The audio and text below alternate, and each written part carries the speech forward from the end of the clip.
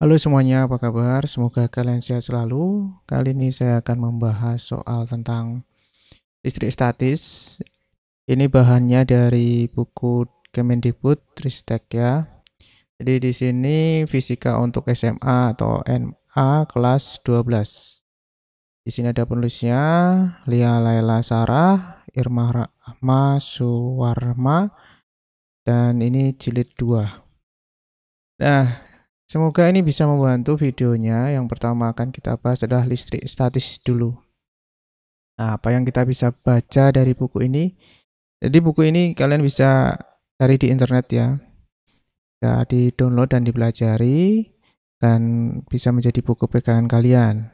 Video ini hanya membantu saja. Jadi eh, kita bisa bahas, kita bisa eh, diskusi. Jadi bab 1 listrik statis ini ada kata kuncinya, dan kata kuncinya ada gaya listrik, medan listrik, potensial listrik, energi potensial listrik, kemudian kapasitansi kapasitor. Video ini akan cukup panjang ya teman-teman ya, jadi santai, rileks, dan nikmati saja. Ada tujuan pembelajaran. Jika kalian baca bab ini, kalian dapat menerapkan konsep listrik statis. Itu ada apa saja, yaitu gaya listrik, medan listrik, energi potensial listrik, kemudian ada potensial listrik dan kapasitansi kapasitor dan rangkaian kapasitor. Nah, rangkaiannya ini nanti ada seri dan paralel kan pada produk teknologi. Dan itu juga kalian mampu membuat proyek sederhana aplikasi listrik statis untuk menyelesaikan masalah dalam kehidupan sehari-hari. Ya, semoga aja kita bisa praktek ya. Yang selanjutnya, ini ada peta konsep, teman-teman. Nah, peta konsepnya ini ada listrik statis. Listrik statis itu dikaji tentang muatan listrik yang keadaannya diam. Jadi ada muatan listrik, nah, jadi ada partikel, ya. Ini muatan listriknya, misalkan dia positif, seperti itu. Masih ingat kalian kalau misalkan ada muatan, ini ada partikel, muatannya seperti ini, berarti netral. Kemudian kalau misalkan agak besar aja ya, positif, positif, positif, negatif, negatif, ini muatannya positif. Kemudian kalau misalkan ada positif, negatif, negatif, negatif, nah ini berarti bermuatan negatif. Nah, itu. Jadi ini partikelnya bermuatan listrik dan diam. Nah, dia diam ya. Diam, partikelnya diam gitu. Partikel atau apa ya? Atom gitu ya. Atom diam. Ya, tuh. Atomnya saya kasih tanda ya kayak gini. Jadi itu yang akan kita bahas. Jadi ada atom yang diam dan bermuatan listrik. Kemudian ini dibagi ya, listrik statis. Ada muatan elementer. Jadi ini muatan yang tadi atom, muatan terkecil.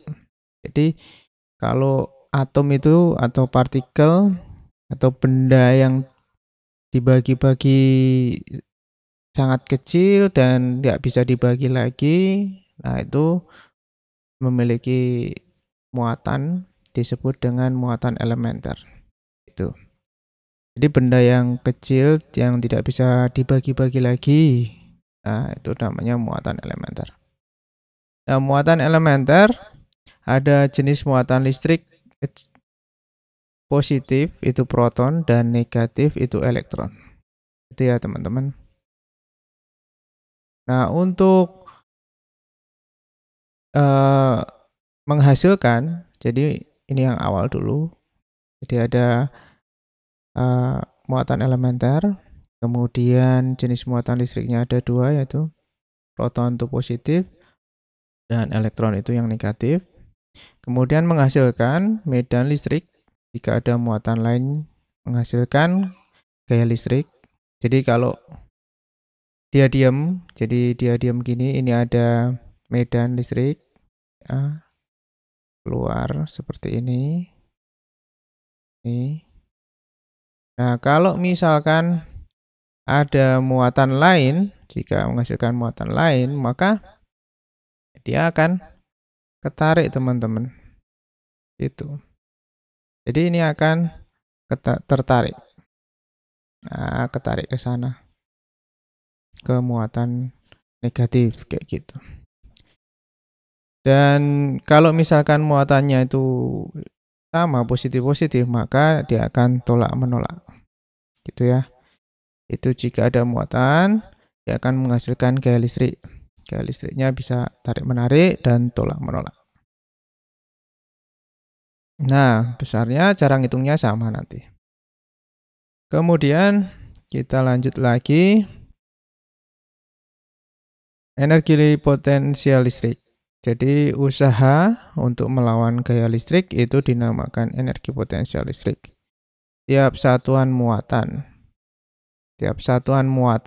itu nanti ada potensial listrik ya. Jadi ini tiap satuan muatan itu dia memiliki potensial listrik. Ya mungkin seperti itu untuk peta konsep yang listrik statis itu atau benda kok benda ya. Ya benda paling kecil ini, partikel ini kalau diam itu bisa menghasilkan 1, 2, 3, 4 konsep. Terus kemudian besarannya. Terus kemudian sebagai acuan kita nanti ada dasar sifat kelistrikan bahan, salah satunya adalah bahan dielektrik. Ini digunakan pada kapasitor. Dapat dirangkai secara seri dan paralel. Oke, itu menurut pemikiran saya ya dalam memahami ini ya. Jadi kalau ada kesalahan silahkan komen saja. Oke, lanjut. Itu peta konsepnya kita sudah bahas. Nah, listrik statis ini banyak ditemukan di sekitar kita ya teman-teman. Dari yang sederhana sampai produk teknologi modern. Salah satu produk teknologi yang mengaplikasikan konsep listrik statis yaitu mesin fotokopi dan printer inkjet. Ya, seperti ini. Ini tintanya. Nah, penelitian printer inkjet sudah dimulai sejak tahun 1950-an, tepatnya pada tahun 1949. John Anton Nolet ya, ini meliti efek listrik statis pada aliran tetesan zat cair atau kita sebut dengan tinta. Sedangkan Lord Rayleigh ini 1970 sampai 1977 ya teman-teman. Ini 1970, 1977. Meneliti proses pembentukan tetesan dari inkjet dan interaksinya. Secara garis besar, prinsip kerja printer inkjet itu bisa dilihat pada gambar 1.3. Jadi kita lihat sekarang. Nah, ini gambarnya teman-teman. Yang pertama, tetesan tinta pada printer keluar melalui lubang kecil yang disebut nozzle. Ini nozzle ya teman-teman. Saat mencetak, tinta dipompa dari tabung, kemudian keluar melalui nozzle printer, kemudian melewati elektroda logam. Ya. Tinta dipompa, nozzle keluar, kemudian melewati elektroda. Nah, di elektroda, tinta itu diberi muatan berdasarkan perintah oleh komputer. Kemudian mengalami defleksi atau pembelokan saat melewati pelat paralel. Ya, di sini dia. Pembelokan ini menyebabkan printer dapat mengatur tetesan tinta yang jatuh membentuk huruf atau gambar pada kertas ini. Kertas ini hurufnya MNO. Jadi kita ngetik MNO, kemudian kita print, keluarnya MNO ya teman-teman. Kalau misalkan tidak MNO, Berarti printernya rusak, teman. Kemudian, nah di sini ada yang belok, ini saluran itu nanti dia kembali lagi, teman-teman. Nah, ini ada pertanyaan.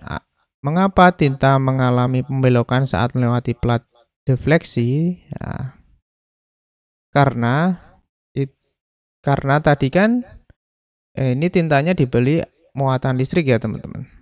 Kemudian di sini dia mengalami gaya listrik, teman-teman. Jadi tarikan atau dorongan. Jadi dia belok itu. Ada gaya listrik. Ada gaya tarikan atau dorongan listrik. Jadi itu jawabannya. Ya. Nah, sekarang kita akan belajar gaya listrik. Kita baca. Saat balon karet atau mistar plastik digosok kain wol kemudian didekatkan dengan potongan-potongan kertas kecil, ternyata potongan kertas tertarik oleh mistar. Mengapa hal ini dapat terjadi? Karena mistar mendapatkan kelebihan muatan negatif sehingga dikatakan menjadi bermuatan listrik statis. Benda lain yang dapat bermuatan listrik statis yaitu kaca yang digosok menggunakan kain sutra. Ilmuwan Amerika Benjamin Franklin 1906 sampai 1990 menyatakan mistar plastik yang digosok kain wol merupakan benda yang berjenis muatan negatif, sedangkan kaca yang digosok dengan kain sutra merupakan benda bermuatan positif. Nah, pernyataan tersebut disepakati sampai saat ini. Oke, kita coba sekarang. Kita nggak coba ya pakai. Kalian bisa coba pakai kertas dan mistar ya, teman-teman. Ini waktu SD pernah dilakukan biasanya.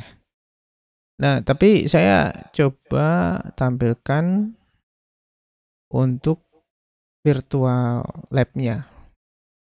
Nah, di sini teman-teman kita bisa bermain. Nah, mungkin ada yang pernah pakai ya. Jadi kita bisa tidak tunjukkan muatannya. Nah, sekarang kita bisa lihat di dalam pakaian ini ada muatan elektron dan positron, dan positif dan negatif. Dan di dindingnya juga ada, balonnya juga ada. Kita bisa gosokkan. Oh, enggak bisa ya, teman-teman. Ini terambil itu, teman-teman. Elektron dari pakaiannya dan menempel. Nah, tertarik ya, teman-teman. Nah, ini juga bisa menempel. Nah, itu yang dimaksud dengan listrik statis, teman-teman. Ya, oke. Kalian bisa main-main dengan dua balon. Ya, ini. Ya, ini netral yang saya gambarkan di awal. Ya, ini bermuatan negatif. Baik, kita kembali lagi ke bukunya tadi. Ya. Nah, sekarang kita baca lagi. Dua jenis benda bermuatan dapat berinteraksi tarik-menarik maupun tolak-menolak jika berada jarak tertentu. Peristiwa tolak-menolak atau tarik-menarik menunjukkan bahwa kedua benda bermuatan listrik terdapat gaya. Nah, gaya yang bermuatan listrik dikenal dengan gaya listrik. Jadi, sering kita nggak paham tentang gaya. Gaya ini adalah tarikan, ya, tarikan atau tolak-menolak gitu ya, atau dorongan. Nah, gaya pada muatan listrik itu disebut dengan gaya listrik. Tuh. Kita sekarang kerjakan aktivitas 1.1, teman-teman. Gambar berikut menunjukkan dua muatan listrik Q1 dan Q2. Dengan besar muatan dan jarak yang dapat diubah-ubah. Apa saja yang mempengaruhi besar gaya listrik pada kedua muatan? Ini muatannya Q1, ini muatan Q2. Kayaknya tolak menolak ya, berarti ini muatannya sama. Ya, jika aksis tersedia, kita bisa membuka ini teman-teman, simulasi virtual lab-nya. Oke, kita coba buka ya. Coba buka dulu simulasinya. Nah, di sini simulasinya saya set dulu teman-teman. Nah, yang pertama kita buat balonnya bola yang bermuatan tadi warnanya merah. Nah, seperti ini ya. Nah, semakin besar muatannya, gaya tolak menolaknya, gaya listriknya besar. Ya, semakin kecil, maka gaya listriknya semakin kecil. Nah, kemudian kalau semakin dekat, gaya listriknya semakin besar. Semakin jauh, gaya listriknya semakin kecil. Nah, itu yang kita bisa temukan. Ya. Baik, kita balik lagi. Kita sekarang tuliskan di sini. Jadi, apa saja yang mempengaruhi jawabannya adalah 1. Besar muatan listrik.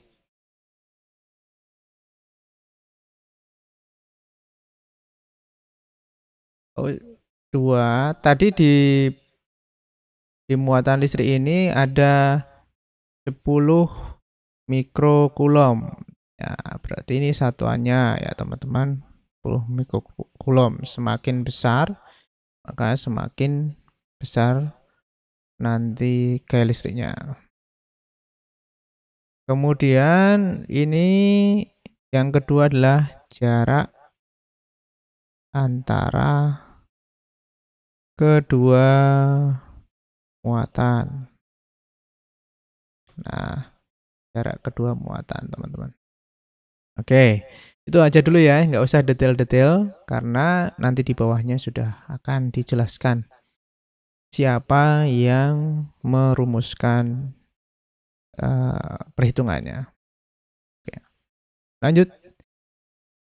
Iya, sudah tahu ya.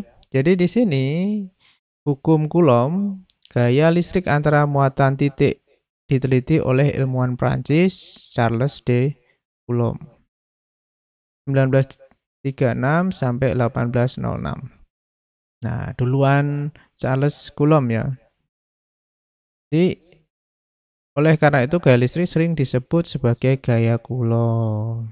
Nah, ini kita sekarang ganti namanya gaya listrik disebut dengan gaya Coulomb karena yang meneliti adalah Coulomb. Kesimpulan hasil penelitiannya dikenal sebagai hukum Coulomb, yaitu besar gaya tarik menarik atau tolak menolak antara dua benda bermuatan listrik itu berbanding lurus dengan muatan masing-masing benda dan berbanding terbalik dengan kuadrat jarak antara kedua benda tersebut.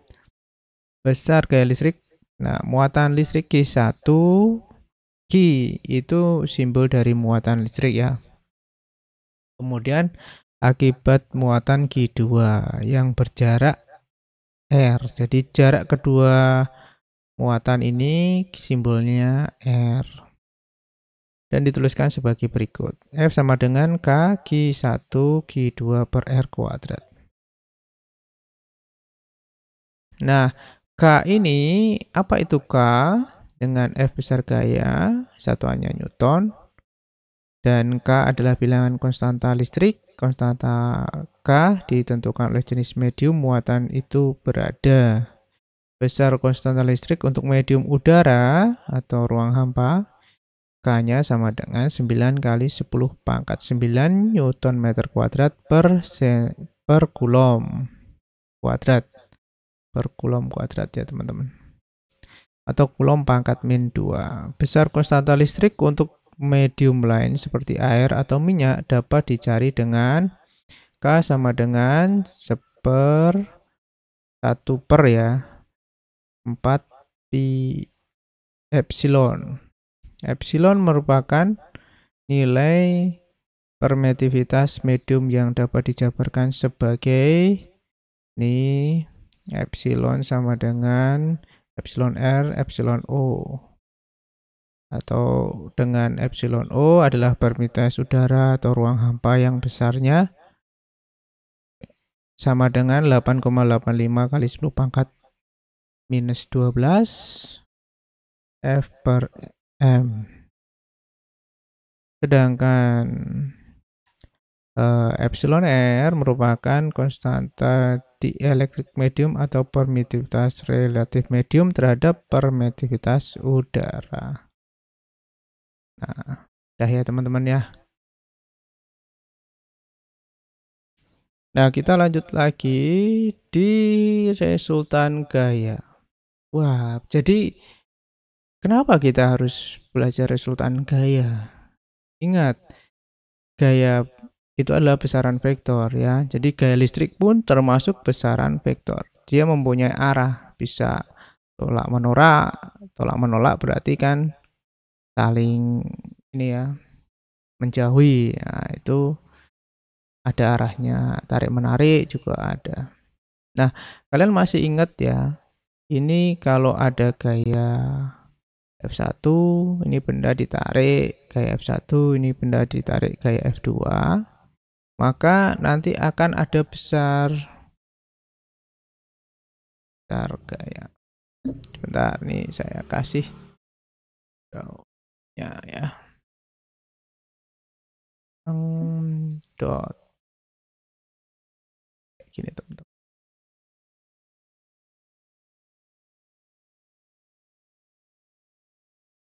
Kan nanti akan ada gaya FR. FR-nya kasih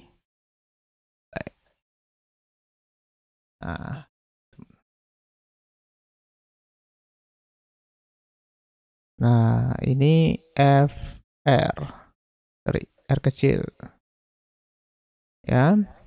Nah, untuk menghitung pakai persamaan kosinus yaitu nih F1 kuadrat plus F2 kuadrat plus 2F1 F2 cos alfa. Setelah itu di akar ya. Baik, semoga masih ingat ya. Pelajaran kalau di kurikulum Merdeka ini pelajaran kelas 11. Kalau di kurikulum K13 ini pelajaran kelas 10 kalau nggak salah. 13 ya. Nah, aktivitas ke 1.2. Nah, biasanya kalian akan diminta untuk berkolaborasi. Kalian bisa tanya dengan teman ya. Nah, kalau kita gambar, ini ada kemudian gambarlah arah gaya pada muatan bola hitam akibat dua muatan lain yang dan prediksikan apakah bola akan masuk ke gawang. Nah, di sini ada gawang, ini ada muatan. Nah, kalau dari saya ya, ini kan positif, ini juga positif ya. Berarti ini akan dipengaruhi oleh ini partikel merah ini dan partikel birunya ini akan menarik. Nah, seperti ini teman-teman. Nah, seperti ini ya. Ya, kira-kira seperti ini. Jadi kemungkinan besar ini menurut saya ya. Kemungkinan besar ini akan masuk. Ya, jadi kalau kita gambar sabar ya. Kita gambar kemungkinan masuk teman-teman.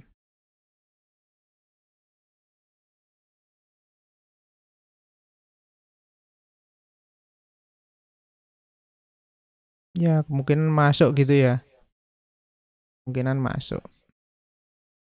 Ya, itu gambarannya. Lanjut. Nah, ini ayo cek pemahaman. Ada 3 bola muatannya yang besarnya sama. 2 bermuatan positif dan 1 bermuatan negatif. Masing-masing muatan ditempatkan pada titik sudut segitiga siku-siku. Satu sama lain yang berjarak A seperti gambar 1.6. Tentukan gaya listrik pada masing-masing muatan. Wah, kita gambar dulu. Yang pertama, agak besar, tentukan gaya listrik. Ya, jadi ini sama ini sama ini, kayak gitu teman-teman. Tarikannya. Oke, kita gambar. Baik teman-teman, setelah saya cek, ternyata di sini kan ditempatkan pada titik sudut segitiga siku-siku yang satu sama lain berjarak A. Kalau berjarak A, ini tidak mungkin teman-teman. Jadi ini nggak mungkin A, ini nggak mungkin A, ini nggak mungkin A, karena ini segitarnya siku-siku. Kalau segitiga sama sisi, ini kemungkinan bisa. Ini yang digambar segitiga siku-siku. Maka ini sisinya kita anggap aja teman-teman ini nggak bisa A ini. Karena kan ini sisinya misalkan sisi miring, berarti miringnya ini adalah akar A kuadrat plus A kuadrat kan teman-teman. 2 A akar 2 ya. 2A akar kuadrat. Berarti A akar 2. Nah, di sini A akar 2. Gitu kan ya. Nah, jadi ini agak bingung ya. Tapi coba kita kerjakan aja untuk salah satunya. Biar kalian paham. Ya, gambarnya ini kita kasih A, ini partikel B, ini partikel C. Jadi gambarnya seperti ini. Ya akan ketarik, ini partikel A ditarik oleh partikel B. Jadi gambarnya kayak gini. Ini ditarik juga oleh partikel C. Ini partikel B ditarik partikel A, partikel B ditarik partikel C, dan di sini partikel C ditarik oleh partikel B dan partikel C ditarik oleh partikel A. Jadi gambarnya seperti itu, gaya listriknya atau gaya Coulomb. Nah, kita akan kerjakan yang ini saja karena kita tahu ini 90 derajat, teman-teman. Jadi kita cari ya. FBA itu sama dengan K, ini QB kali QA. Itu teman-teman. Nah, muatannya sama kan? Jadi kita kasih muatannya Q, ini muatannya Q, ini muatannya Q. Ini per R BA. BA. Nah, Q kali Q per R kuadrat. Sorry, A kuadrat. Nah, maka gini aja ya, K kuadrat per A kuadrat. Nah, jadi yang ini sudah ya. Ini semua sama, ini dengan ini sama. Ya. Ini dengan yang ini juga sama. Ini BC kita hitung ya, FBC. Kita butuh ini sama ini. FBC berarti K QB QC per RBC kuadrat. K ini Q sama Q berarti Q kuadrat per A kuadrat. Sama kan teman-teman? Ini dengan ini. Nah, kemudian kita kasih aja ini F. Ya, ini juga F. Itu aja. Kita akan cari nih gayanya dari B nih. Berarti FB sama dengan ini F1 Ini tak kasih F2. 2 aja. Biar gampang. Akar F1. Tak pindahin teman-teman. Di sini. Gimana yo? Aduh, nggak cukup nih. Aduh, nggak cukup nih teman-teman. Duh.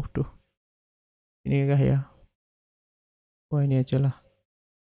Nah, 1 kuadrat plus F2 kuadrat plus F1.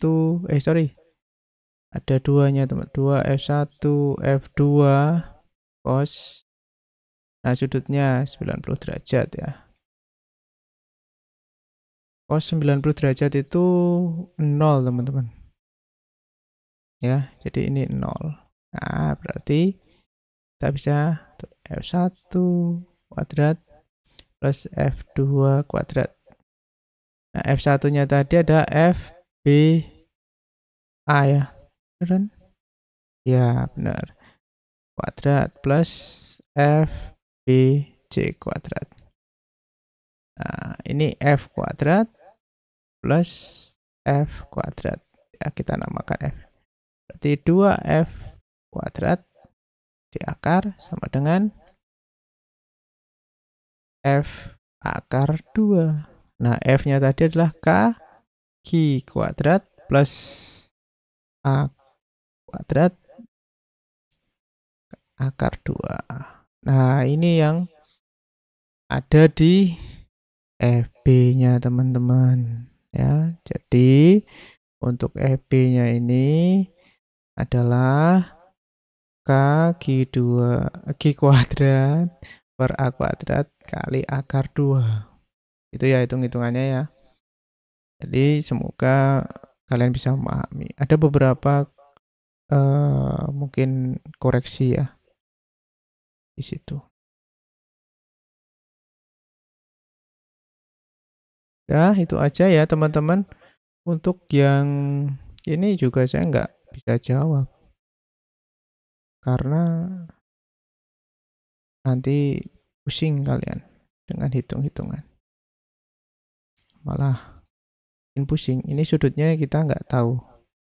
Ini juga nggak tahu. Ya. Kalau kita cari bisa ini, tapi sulit. Lanjut aja.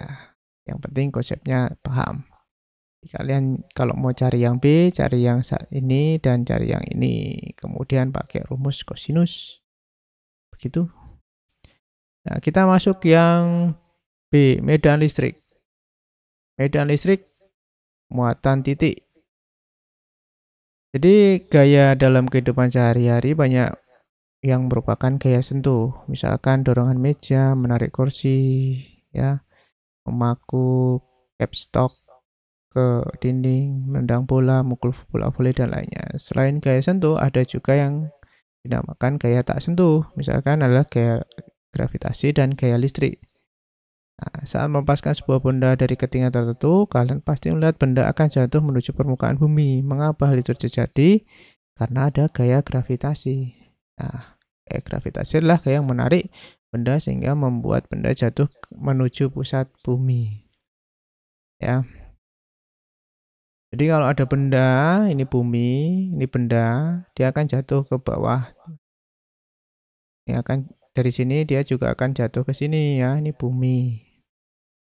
Kalau di sini dia nggak jatuh ke sana tuh, tapi jatuhnya juga ke pusat bumi, ketarik ini juga ke sini tarik. Nah, ingat tuh konsepnya gaya gravitasi. Kemudian bumi merupakan gaya yang timbul ketika benda berada dalam medan gravitasi bumi. Gagasan tentang medan pertama kali ditemukan oleh ilmuwan Inggris bernama Michael Faraday. 1791 sampai 1867. Sebuah benda yang berada dalam medan gravitasi bumi akan mengalami gaya gravitasi yang selalu mengarah ke pusat bumi. Jadi dia ada di dalam medan gravitasi bumi. Kita sekarang juga ada di medan gravitasi bumi. Kalau kita melompat, pasti kita tertarik ke pusat bumi. Nah, demikian juga gaya listrik. Sebuah muatan akan mendapatkan gaya listrik ketika berada dalam medan listrik. Perbedaannya pada arah gaya pada muatan positif yang berada dalam medan listrik searah dengan arah medan listriknya. Sedangkan arah gaya pada muatan negatif berlawanan arah dengan arah medan listriknya. Nah, seperti itu ya. Jadi ini medan listrik, ini medan listrik. Yang E ini ya, listrik. Ini searah, arah. Nah, sedangkan ini ada medan listrik. Ini kalau negatif berlawanan arah dia. Itu, teman-teman. Arah gayanya berlawanan arah dengan medan listrik. Oke, paham ya teman-teman ya. Lanjut. Daerah di sekitar muatan listrik yang menyebabkan timbulnya gaya listrik pada muatan uji disebut sebagai medan listrik. Nah, ini ada gambarnya ya teman-teman. Medan listrik dari dua muatan negatif, dia masuk, anak panahnya masuk ya teman-teman. Kalau muatan positif, anak panahnya keluar. Itu gambar. Jadi begitu ilustrasinya. Nah, semakin rapat gaya listrik, kuat medan listriknya semakin besar. Lanjut ya teman-teman. Nah, mari lakukan aktivitas 1.3. Ya, mana? Ini dia. Wah, menggambar. Jadi kalau kita gambar, kita diminta menggambar, kita ya ini keluar. Ini keluar, ke sana, kayak gini teman-teman. Nah, ini juga keluar, ini keluar teman-teman. Belok nih ya. Nah, ini belok. Ini belok juga. Nah, kayak laba-laba malahan ya. Nah, ini juga. Gitu.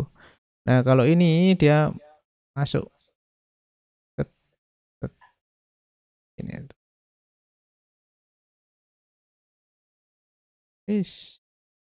Ini. Ini. Ya. Ini ya teman-teman, kayak gambar yang di atas tadi. Ke sana arahnya.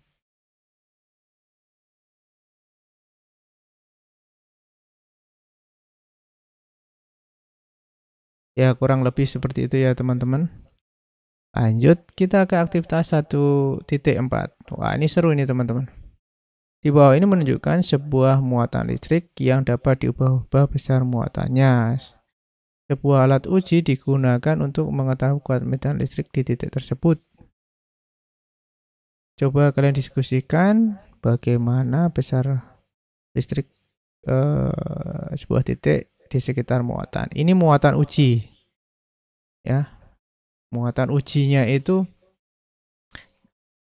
dianggap titik gitu ya. Kuning ini ya teman.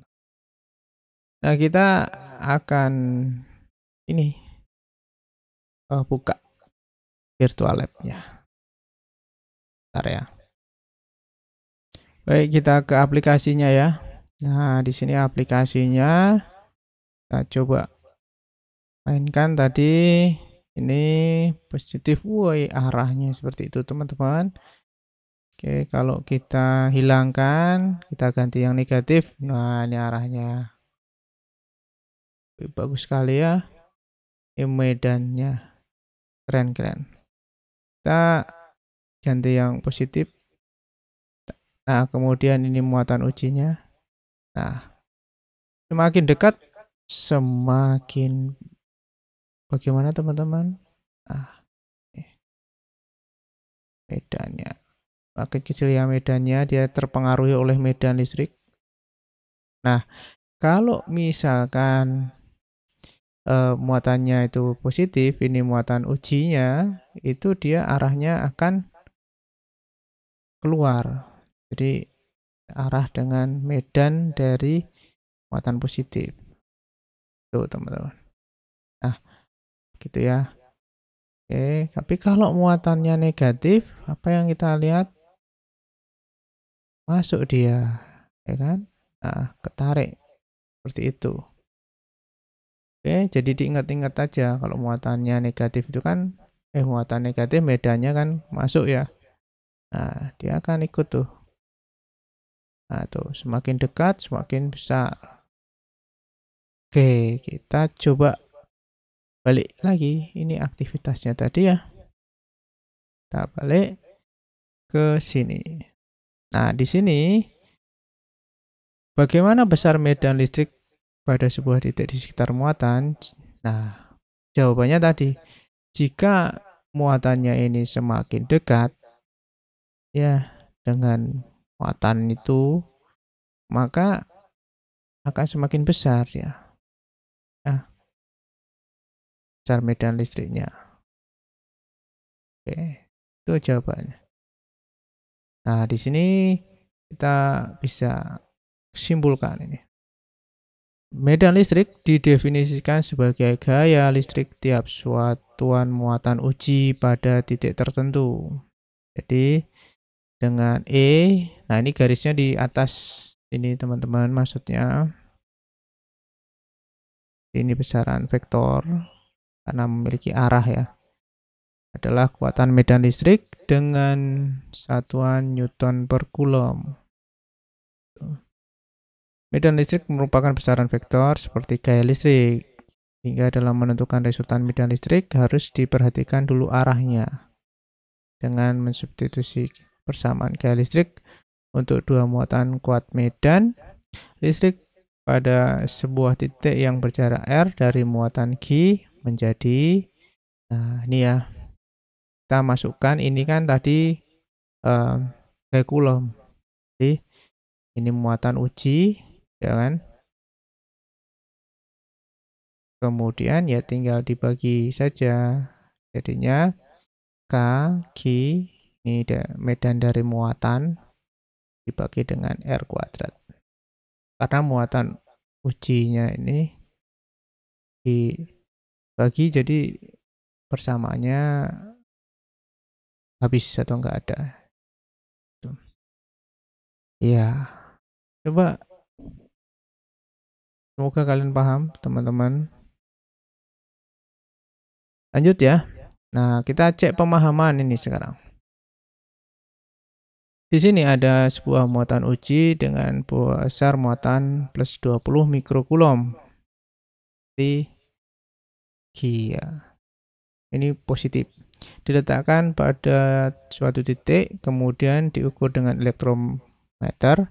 Hasil pengukuran menunjukkan besar gayanya adalah 40 Newton. Ini besar muatan uji. Bentar ya. Kayak muatan uji.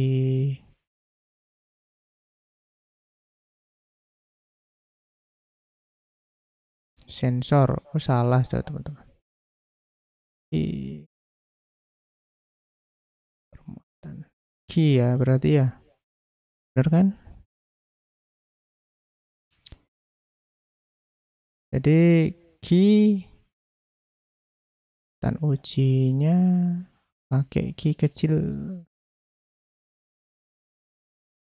diketahui Ki sama dengan 20 mikrokulom, F sama dengan 40 Newton. 40 Newton.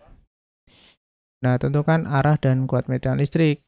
Jadi medan listrik sama dengan F per Q sama dengan 40 per 20.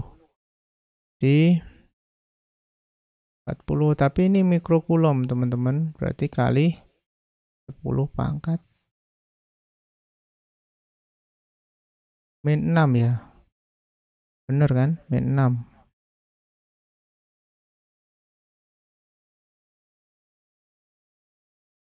mikrokulom. Sebentar saya cek dulu. Ya benar ya. Jadi kita bagi saja. Ini 2. Jadi 2 kali 10 pangkat 6. Besar ya. Satuannya adalah Newton per Coulomb. Nah, seperti itu teman-teman. Nah, karena ini muatannya positif, jadi tadi arahnya sama. Iya. Mana tadi?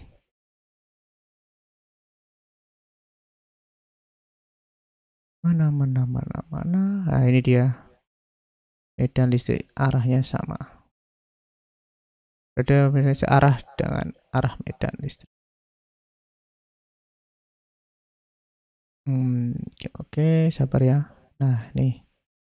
Satuannya Newton per Coulomb. Baik.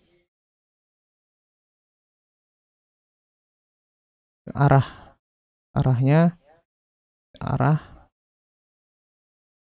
dengan medan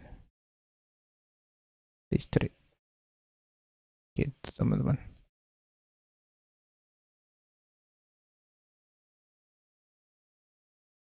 Arah gaya ya searah dengan medan listrik. Kemudian perhatikan gambar dua muatan listrik di bawah ini. Jika muatan Q1 4 kali Q2, Q1 4 kali Q2. Tentukan letak titik yang kuat medan listriknya 0. Mana ya ini teman-teman? Yang sisa? Maka E1 kurangi E2 sama dengan 0. E1 sama dengan E2. Gitu ya teman-teman. Jadi buat medan listriknya berarti E total sama dengan E1 kurangi E2.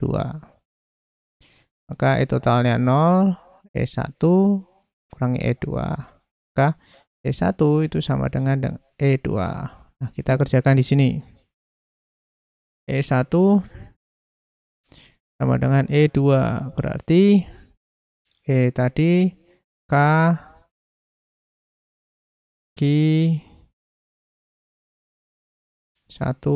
Q1 ya. Q1 per R kuadrat sama dengan Q2 per K Q2 per R kuadrat. R-nya sama.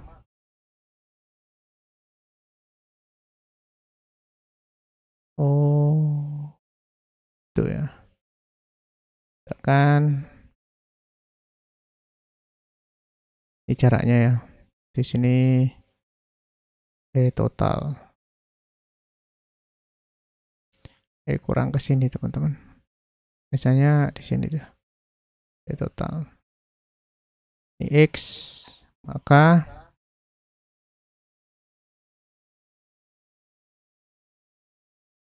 A min X ya.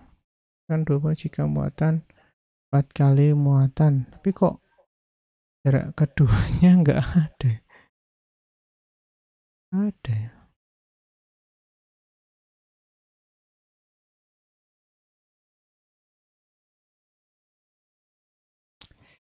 X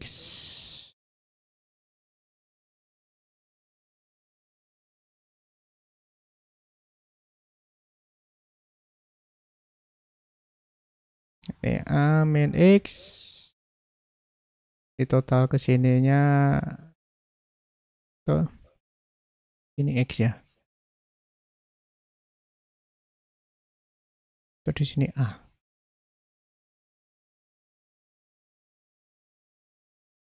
Coba. Oh di sini X.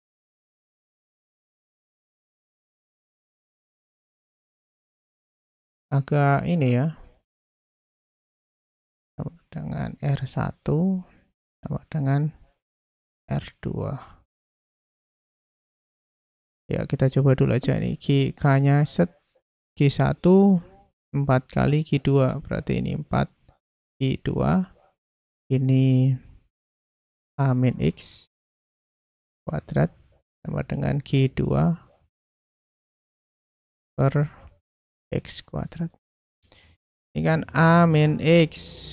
Kan dari sini sampai sini ditambah X. Jadi kan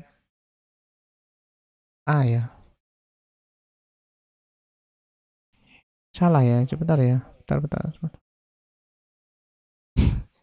Ini soalnya nggak ada.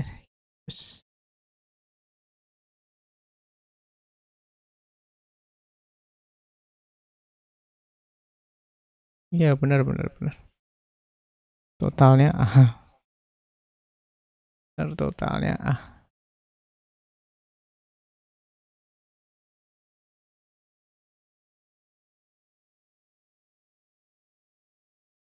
Ya udah, tukar.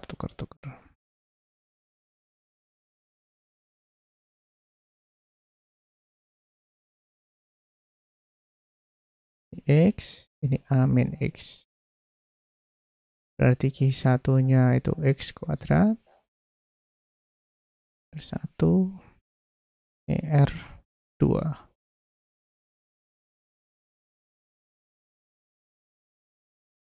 Ini A min X kuadrat. Coret 1. 4 per 1 sama dengan X kuadrat per A min X kuadrat. Di akar, teman-teman, akar 4 per 1 sama dengan X kuadrat per A min X. Wah, untung akarnya bagus, teman-teman. Kalau enggak, pusing nih. Meledak kepalanya. Ini 4 dibagi 1, 4 kan. Akar 4 itu 2. Ini akar X kuadrat.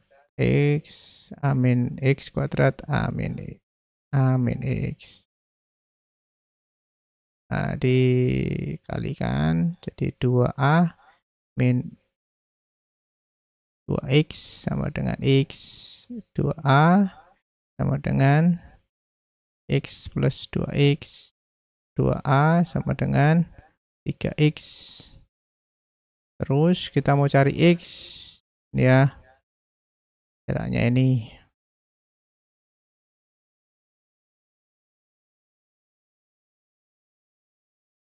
Jadi cari X-nya berarti ya tinggal 2A per 3 sama dengan X. Nah, ini jawabannya teman-teman di sini. Kurang ini ya. Mungkin koreksinya mungkin dikasih 1 meter kayak gitu. Atau dikasih X, totalnya X gitu kan. Gampang. Ini kalau ini totalnya A ya. Totalnya A. Ya, ada seperti itulah. Semoga kalian nggak pusing. Nggak rapi sekali nih. Nah, sekarang kita ke medan listrik pada plat paralel. Jadi ini ada medan listrik, ini plat ya. Ini platnya ini muatannya negatif, ini positif. Jadi ada medan listrik ke arah sana. Ya. Oke, masih ingat ya teman-teman konsepnya ya. Gitu. Sudah, ini disebut pelat konduktor sejajar. Dah, lanjut. Nah, di sini ya. Ini kuat medan listrik di dalam pelat paralel homogen besarnya adalah E sama dengan ini simbol apa ya? Rapat muatan persatuan luas, teman-teman. Ya. Ya, dibilang tau ya.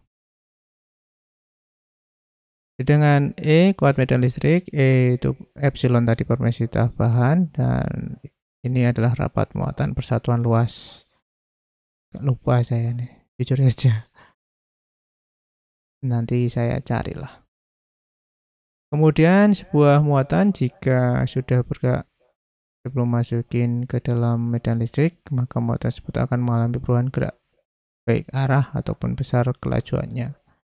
Mari kita lakukan aktivitas 1.5 untuk memahaminya. Di sini ada aktivitas 1.5. Nah, di sini ada muatan positif. Ini ada paralel tadi. Kok paralel? Ya benar ya. Jadi di sini muatannya positif, ini positif nih semua, ini negatif ya teman-teman. Nah, ini ada muatan positif. Di sini ada jika akses internet lakukan pengamatan virtual dengan tautan pindai kode QR, atau langsung klik aja ini alamatnya ya. Kita diminta untuk gambarkan gaya listrik pada muatan bergerak dengan laju V ke kanan. Baik, kita klik linknya ini. Saya siapkan dulu. Oke teman-teman, saya sudah siapkan. Nah, inilah tampilan virtualnya. Nah, kita tinggal tadi kan diminta muatannya positif ya, teman-teman.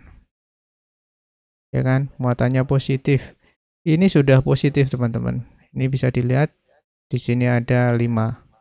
Kalau mau kita besarkan, kita bisa, tapi tidak mengubah ukuran. Nah, kita balikin, kita reset saja. Ini negatif, ini positif, tadi sudah langsung kita jalankan ya sekarang. Kita bisa lihat gambarnya. Nah, kira-kira akan belok seperti itu, teman-teman. Ya, jadi ini gambarnya. Oke, kita sudah lakukan aktivitasnya. Sekarang kita balik lagi ke bukunya. Lanjut kita, ayo bernolak kritis. Di sini ada pada teknologi printer inkjet, tinta didorong keluar dari nozzle berupa tetesan dengan diameter sangat kecil, 9 kali 10 pangkat min 6 meter di 9 mikrometer. Sekitar 150.000 tetesan meninggalkan nozzle setiap detik dan bergerak dengan kecepatan kira-kira 18 meter per sekon menuju kertas. Pada printer inkjet jenis continue, saat kertas akan diberi tinta sesuai huruf atau gambar dari komputer, ada 2 jenis sistem defleksi seperti gambar 1.15 ini ya. Ada gambar A, ada gambar B. Nah, jelaskan perbedaan cara kerja defleksi gambar A dan gambar B. Oke, kita coba jawab.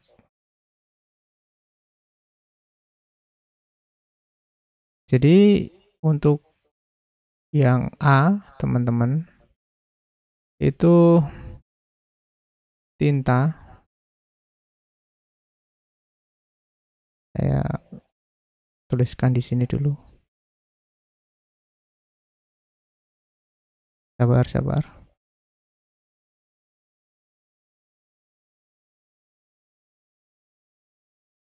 Nah, jadi gambar A ini tinta yang jatuh ke kertas membentuk gambar atau huruf sesuai perintah komputer. Merupakan tinta yang bergerak lurus, tidak mengalami deteksi atau pembelokan. Artinya, tetesan tinta ini tidak bermuatan, sedangkan tetesan tinta lain diberi muatan dan mengalami pembelokan menuju saluran kembali. Jadi ini ya teman-teman, balik dia. Harusnya ini kembali teman-teman. Ini kertasnya nggak ada yang kena, ini harusnya nih.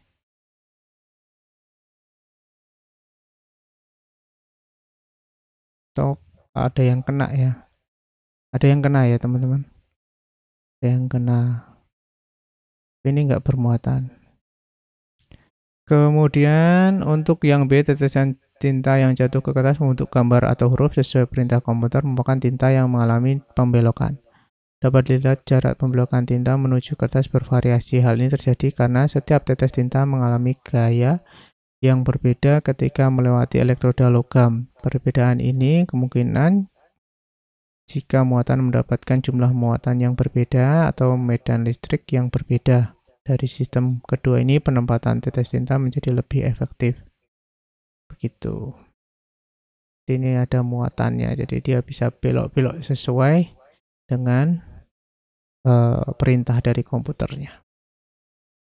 Begitu ya teman-teman. Semoga bisa membantu. Kita push.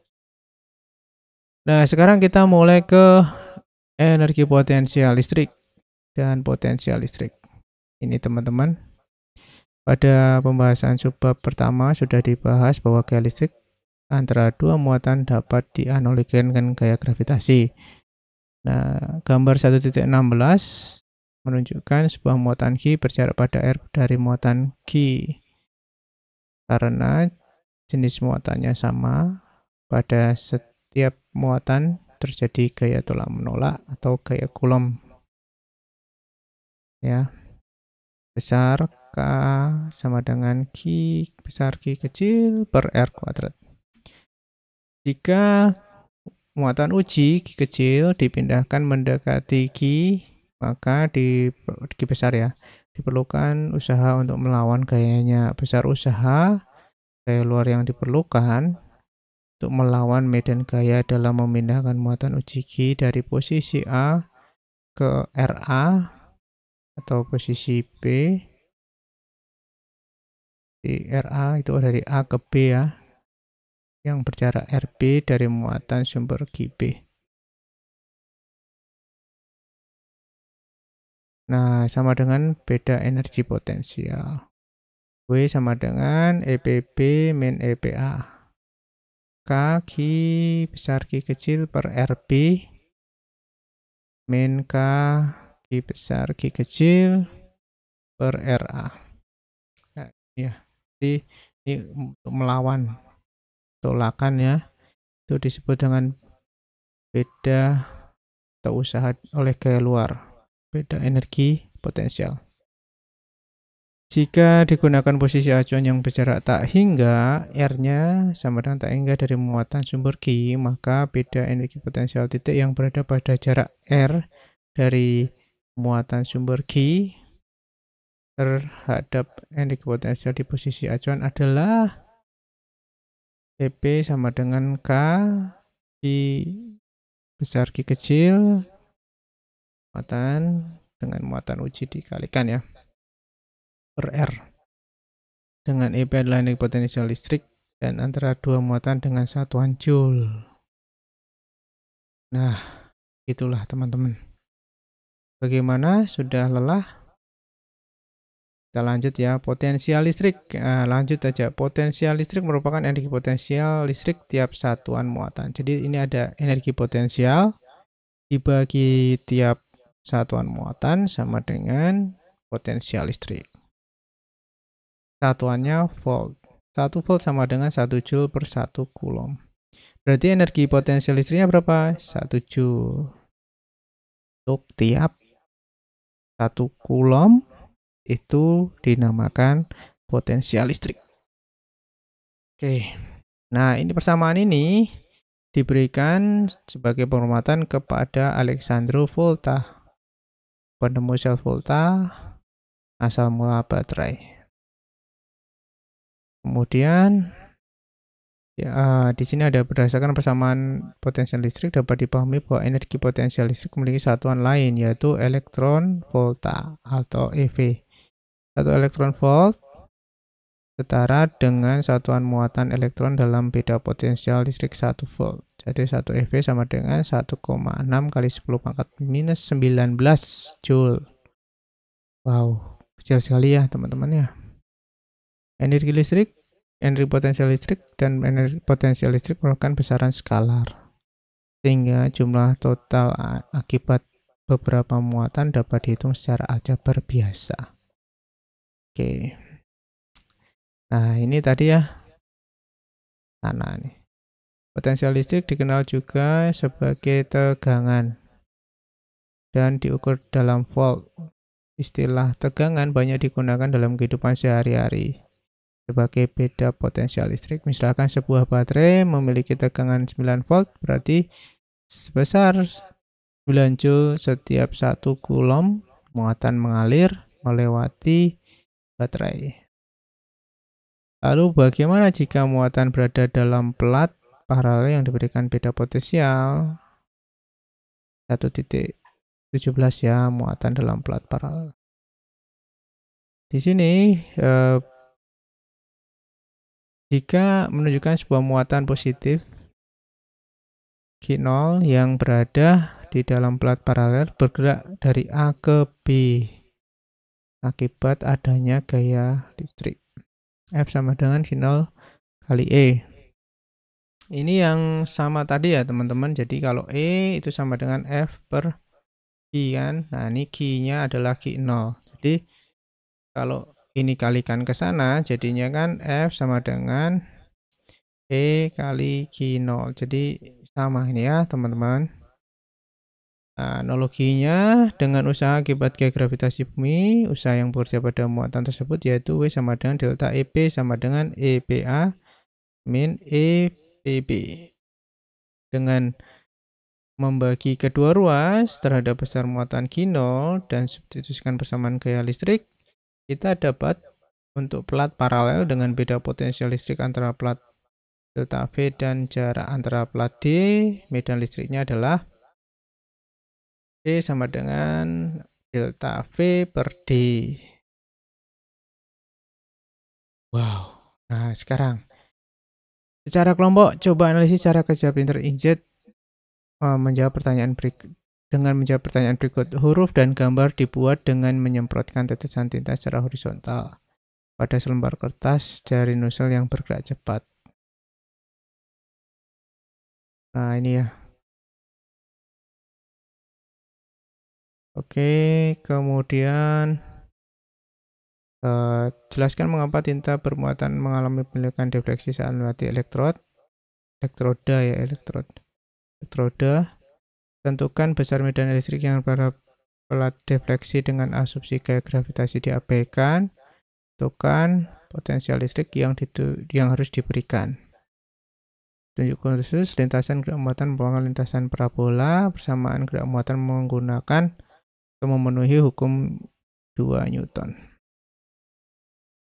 Oke teman-teman, kita coba cari cara untuk menyelesaikannya. Oke, baiklah teman-teman, saya akan tunjukkan jawabannya. Semoga benar ya teman-teman, karena ini sudah agak lelah ya ini. Semoga kalian masih semangat. Nanti kalau ada kesalahan seperti yang tadi di awal-awal itu kan ada koreksi sedikit ya tentang soalnya ya. Nah, semoga aja ini benar. Jadi ini jawabannya untuk aktivitas 1.6. Di sini ada tetesan tinta bermuatan. Kalian bisa baca ke arah horizontal saat masuk elektroda, muatan mengalami gaya listrik akibat adanya medan listrik di dalam elektroda. F sama dengan Q kali E. Gaya listrik ini menyebabkan perubahan gerak dan kecepatan ke arah vertikal pada tetes tinta bermuatan. Resultan kecepatan gerak pada arah vertikal dan horizontal menyebabkan lintasan melengkung mengalami defleksi. Nah, masih ingat ya dengan ini? Nah, kan? Ini mengalami pembelokan. Jadi mungkin jawaban yang pertama tadi itu kenapa bisa mengalami pembelokan? Ya karena ini tadi ada gaya listrik. Ya, jadi benar ya teman-teman. Gaya listrik. Oke. Kemudian yang B, besar medan listrik dapat dicari dengan besaran-besaran yang diketahui. Ada massa, V, ada Q, ada panjang plat defleksi, DO, D0 ya. Terus kemudian ada jarak antara plat. Ini cm itu 0,04 meter. Kemudian jarak minimal pembelokan tinta itu D 18,75 mm. Nah, gaya gravitasi diabaikan. Sama dengan gerak parabola, kita bisa cari pada sumber horizontal ya.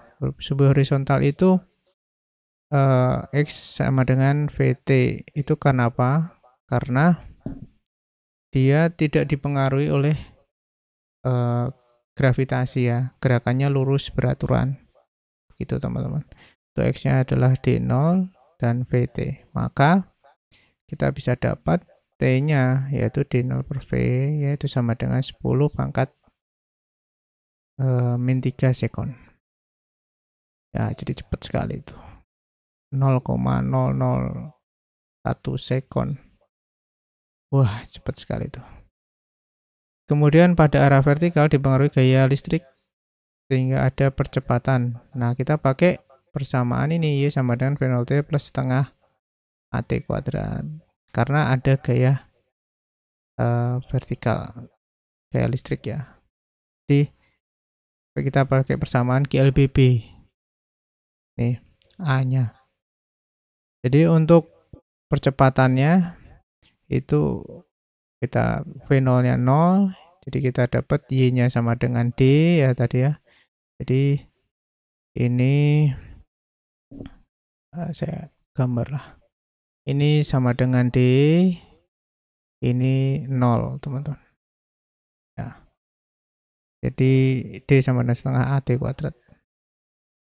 Ya terus kita masukkan saja, kita hitung, kita dapat A 37,5 kali 10 pangkat 3 meter per sekon kuadrat. Jadi sangat ini ya, percepatannya sangat besar.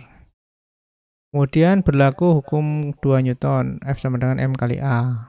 F-nya tadi adalah G kali E sama dengan M kali A. Maka E sama dengan M kali A per G. Ya, tinggal M-nya masukkan, A-nya yang kita dapat tadi di sini. Kemudian kita bagi dengan muatannya. Ya. Jadi kita dapat di sini 3,25 kali 10 pangkat 6 Newton per Coulomb. Kemudian besar potensial antara plat elektroda P sama dengan E per D sama dengan 3,25 kali 10 pangkat 6 dibagi D-nya 0,04 meter tadi ya. Jadi kita dapat 8,125 kali 10 pangkat 5 volt. Ya. Oke, itu saja teman-teman yang bisa saya jelaskan untuk saat ini ya. Untuk materi berikutnya itu nanti ada kapasitor. Itu yang materi terakhir. Tapi apakah kalian masih sanggup melanjutkan? Kalau masih, semoga aja kalian masih, kita bisa lanjutkan. Wah, hampir saja ini saya. Yuk, kita lanjutkan ya. Semoga selesai materinya. Jadi untuk kapasitor keping sejajar, ini konduktor dan ada bahan dielektrik. Oke lah teman-teman, mungkin sampai sini saja ya teman-teman ya. Kita lanjutkan soalnya nanti ada hitung-hitungannya juga nih. Masih ada kapasitor pengertiannya, kegunaannya, kemudian nanti juga ada persamaan rangkaiannya seri paralel. Nah, kalau ada campuran, nah itu juga kemungkinan bisa ada. Jadi sampai sini dulu ya. Kita buat part 2-nya nanti dah. Atau nanti saya satukan. Oke, terima kasih sudah menonton, semoga membantu.